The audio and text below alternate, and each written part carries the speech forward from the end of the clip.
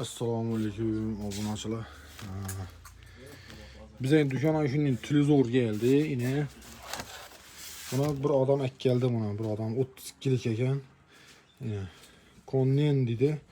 Hele umuman işletilmeyen ekan. Televizoru üzüm hozir açtım. Yine üzüm içinin vezleri bor ekan.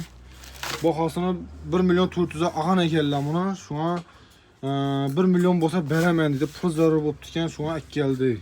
Dükkana ek geldi. Üzüm orada açık görüm yani böyle bor. 2 tane ayakı, pultu, plus pultunun bataryası var şimdi. Şunurları yine hem yeri toza. 2 tane yüzü bucağı, 2 tane kablo koyulan HDMI nesi var. Keyin bir de bu anten tıkalan joyları var yine. Polni. Tuzlu absolutely novi paket.